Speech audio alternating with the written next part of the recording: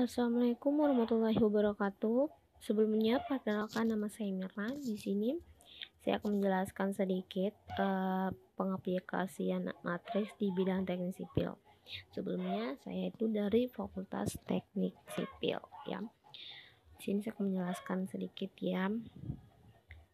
Selanjutnya di sini saya akan menjelaskan tentang pendahuluannya dulu. Pendahuluan aljabar dan teknik sipil. Untuk aljabar linier, bidang studi matematika yang mempelajari sistem persamaan linier dan solusinya, faktor serta transformasi linier. Matriks dan operasinya juga merupakan hal yang berkaitan erat dengan bidang aljabar linier.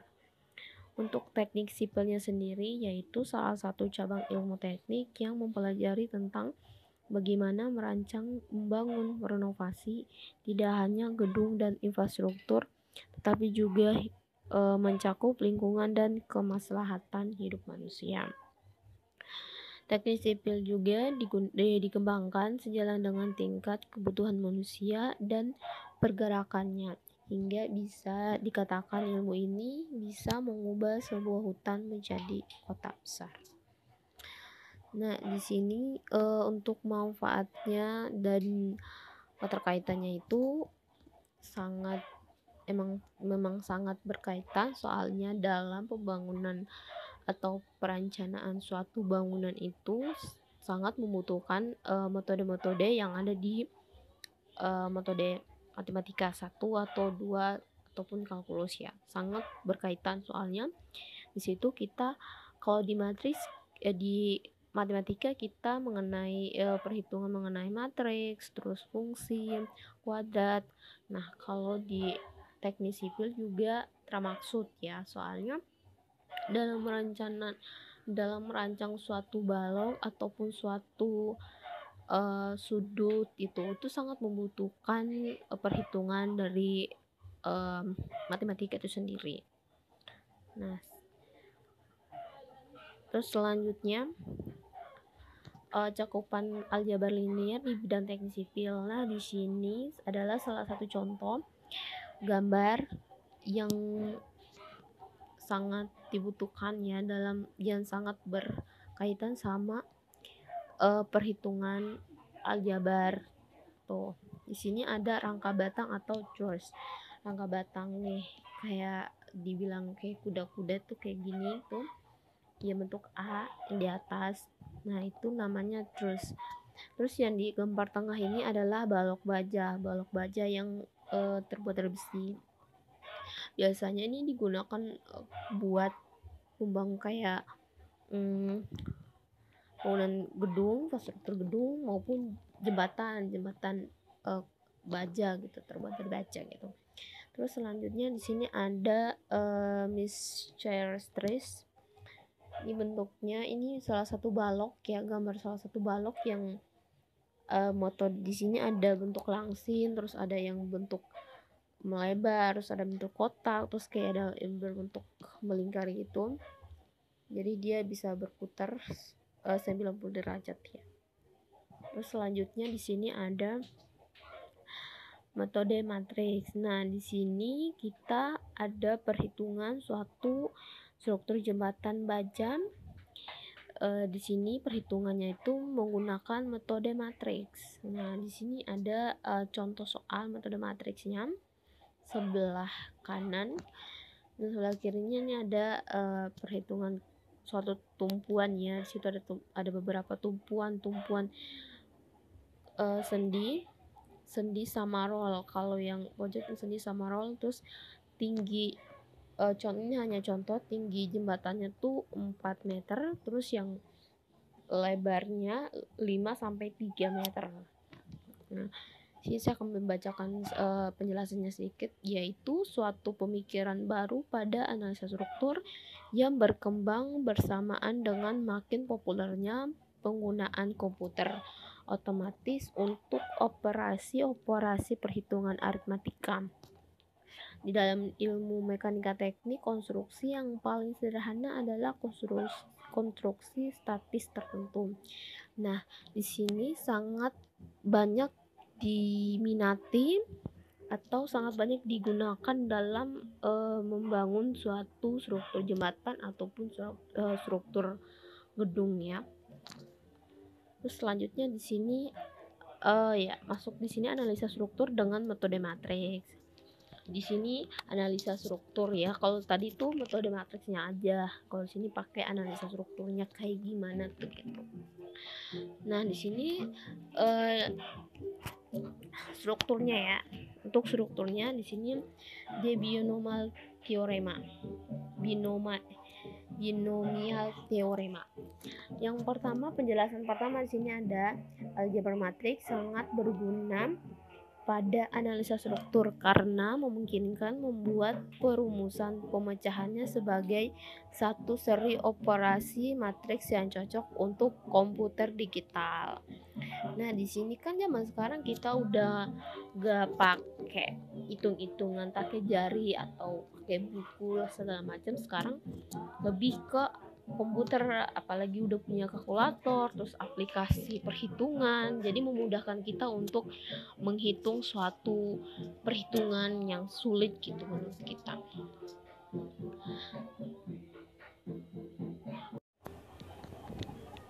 Oke, selanjutnya di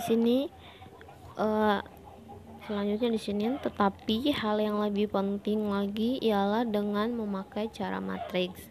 Segala macam struktur dapat dianalisa dengan suatu pendekatan umum dan karena sifat-sifat organisasi suatu matriks.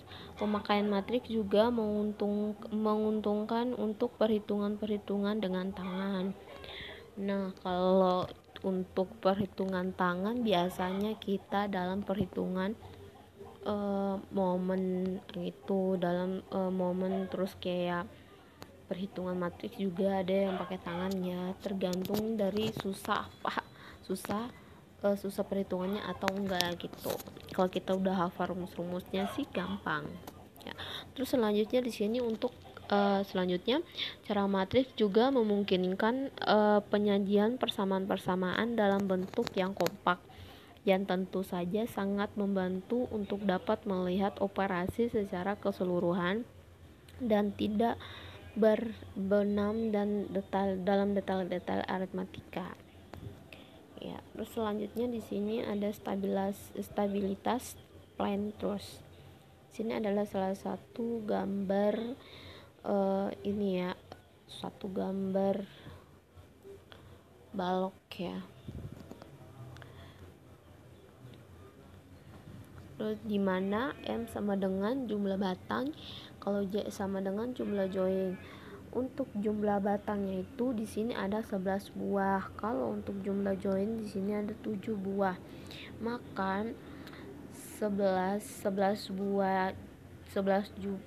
buah jumlah batang lebih dari 2,7 kurang 3 itu lebih dari 11 ya. Jadi dibilang stabil. Rumusnya itu M kurang dari 2 kali J kurang 3 gitu. Ini yang 11 lebih dari 2,7 ini bukan koma ya, ini 2,2 kali 7 kurang 3 seperti rumusnya di atas. Nah, di sini salah satu bentuk perhitungan di sini ada sudut A, B, C, D sampai F. Nah, di sini yang bentuknya segitiga itu kalau kita di matematika di dunia teknik sipil dibilang namanya sendi. Itu perhitungan sendi itu. Terus yang di bawah itu lebar. Terus selanjutnya di sini ada konsep keseimbangan atau equilibrium. Di sini perhitungan untuk sigma fix Fix sama dengan O dan sigma I sama dengan 0. Nah, di sini ada dua orang anak kecil yang sedang main apa sih namanya?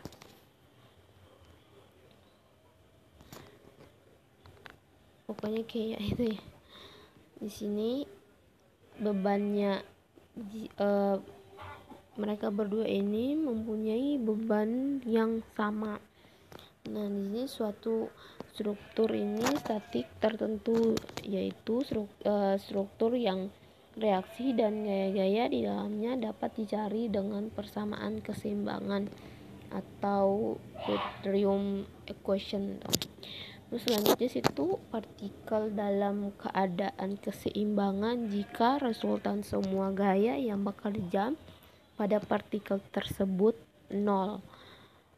0 berarti sama-sama seimbang, sama-sama seimbang, nggak ada yang turun ataupun naik, nggak ada yang berat ataupun ringan. Selanjutnya di sini, jika pada suatu partikel diberi dua gaya yang sama besar mempunyai garis gaya yang sama dan arah berlawanan, maka resultan gaya tersebut adalah 0. Nah, hal tersebut menunjukkan partikel dalam keseimbangan. Nah, seperti itu.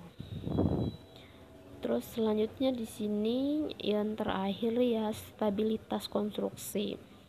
Sini stabilitas konstruksi statik tertentu diperoleh jika semua gejala gerakan atau gaya mengakibatkan perlawanan atau reaksi terhadap gerakan tersebut. Terus suatu konstruksi statik tertentu akan stabil jika reaksinya dapat dihitung dengan persamaan statik tertentu. Dalam penganalisis suatu persoalan mekanika teknik biasanya digunakan beberapa diagram yang dapat mendukung kemudahan analisis tersebut. Nah, di sini ada diagram ruang. Ini diagram ruang yang terjadi pada suatu kapal ya. Suatu kapal yang mengangkut suatu mobil. Terus di sini ada diagram benda bebas. Diagram benda bebas bentuknya kayak jam. Sini ada 30 derajat, 2 derajat, 350 derajat. EIB ya. Sini ada poligon gaya.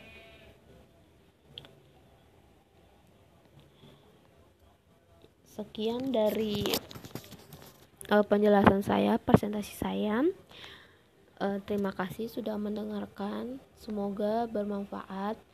Mohon maaf jika ada kesalahan dalam penjelasan ataupun dalam pengucapan. Saya mohon maaf. Saya akhiri. Assalamualaikum warahmatullahi wabarakatuh.